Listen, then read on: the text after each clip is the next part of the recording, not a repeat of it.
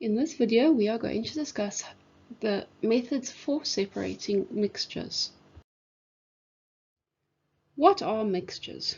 Everything around us can be separated into pure substances and mixtures.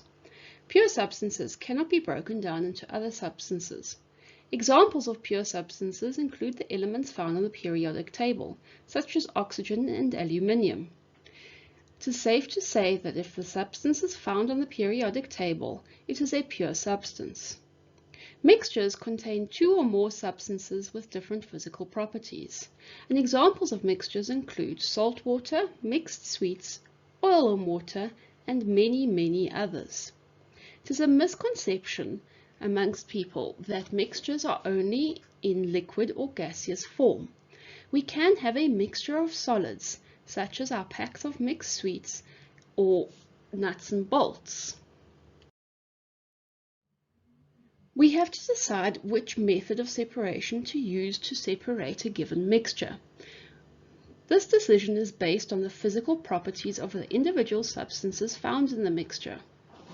We have three different types of physical separation methods that we are going to look at. These include hand sorting, sieving, and filtration. Let's start with hand sorting. This is the easiest form of separation and the easiest one to remember what it does, because it tells us exactly in the name. We are sorting things by hand. This is obviously used for solid substances and substances that we can see are different from each other. We can hand sort sweets into different colors. This is something that is used industrially in recycling.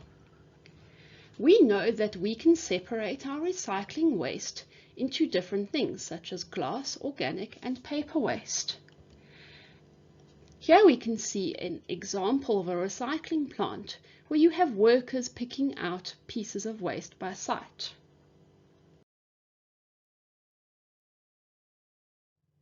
Sieving is a method that is used to separate two substances with different particle sizes. This is used often in the mining industry to separate large pieces of rock from small pieces of useful minerals such as gold.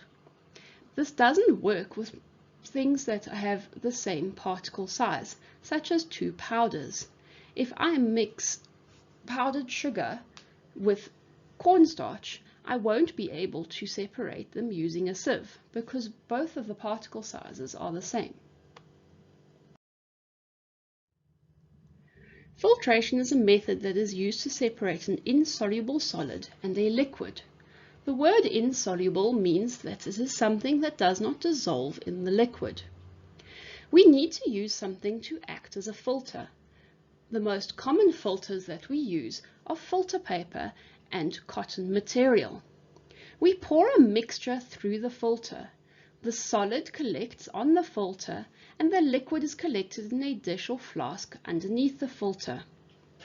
The substance names after filtration are the residue, which is the solid left on the filter, and the filtrate, which is the liquid that is passed through the filter. If we look at the diagram on the right, we will see that we have a funnel with filter paper in it. The mixture has been filtered through the filter and we have a solid residue gathered in the filter paper with the filtrate in the gathering dish below.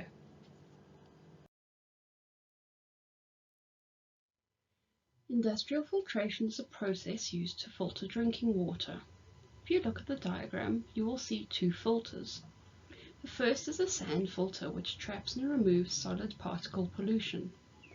The BAC filter traps and removes biologically active chemicals, making the water safe to drink. There are four other separation methods we are also going to look at: using a magnet, evaporation, distillation, and chromatography. Using a magnet. Some metallic elements are attracted to magnets. These are called ferromagnetic metals, and the most ferromagnetic metals are iron, cobalt, and nickel.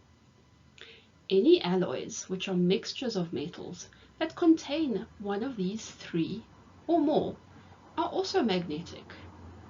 Any metal that does not contain a ferromagnetic metal will not be attracted to a magnet, and you cannot use a magnet to separate them from a mixture.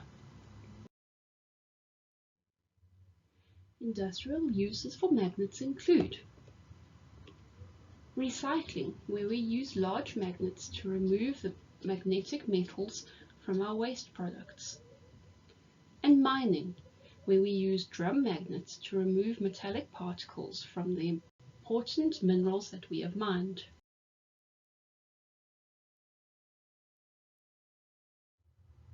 Evaporation is used to separate liquid and soluble solids. If you remember from earlier on, an insoluble solid is a solid that does not dissolve. Therefore, a soluble solid is a solid that dissolves in the liquid. We use evaporation when we do not need to keep the liquid. This method is often used in the food and beverage industry. Industrial use for evaporation includes the salt industry. Here you see salt pans, where the mixture of salt and water is left outside in the sun, where the water evaporates, leaving the salt crystals behind. The fruit juice industry. We need to get rid of some of the water in order to concentrate the fruit juice so that we can sell concentrates in the shops. And the coffee industry. Coffee beans are flash frozen, and some of the water is allowed to evaporate from the bean in order to dry them so that they can grind up and make instant coffee.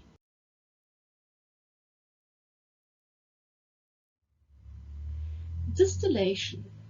Distillation is a method that we use to separate a soluble solid and a liquid, while we also keep the liquid, or we separate two or more liquids with different boiling points.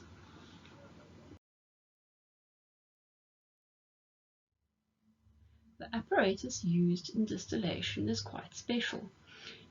Part of it is called a Liebig condenser. If you have a look at the diagram, you will see the distillation flask or distilling flask is put above a burner. This causes the mixture to boil. We then have a column that goes through a thermometer which measures the temperature at which the mixture is boiling. Then we get to the Liebig condenser. The Liebig condenser has cold water flowing around it. This causes the gas to then condense. We then get the liquid that has been condensed, collecting in the receiving flask. Distillation is widely used in industry and is used in many commercial processes such as the production of petrol, distilled water, xylene, alcohol, paraffin, and kerosene. Gases may also be liquefied and separated. An example of this is nitrogen, oxygen, and argon being distilled from air. If you have a look at the picture, we show how we change crude oil into a multitude of products. This is made possible by the fact that each of these products has a different boiling point. If we have a look, our lighter products, butane and gasoline, have lower boiling points.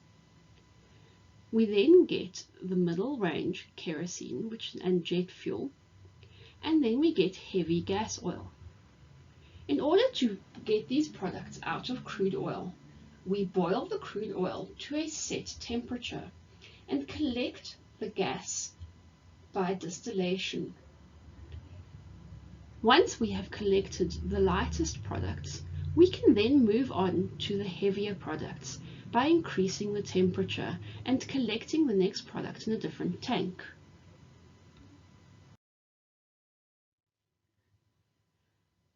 Chromatography is used to separate mixtures of different soluble substances and gases. Paper chromatography is used especially to separate colors or pigments in dyes and inks. We can use chromatography in this way because the different colors or different dyes will move at a different speed, therefore separating out. Industrial uses for chromatography also include testing water samples for pollution, gas chromatography in forensics, and also testing the components of medicines. It's not always straightforward when we need to separate mixtures. Some mixtures require more than one method to separate them, and the order of separation methods is very important. When we are working out the order, it is best to write it down. We need to make sure we know what is going into the method and what the products coming out of the method are. And have we lost anything using this method? Remember, we don't want to use evaporation when we need to keep the liquid. We would rather use distillation. It's always good to try different combinations before settling on the best method forward.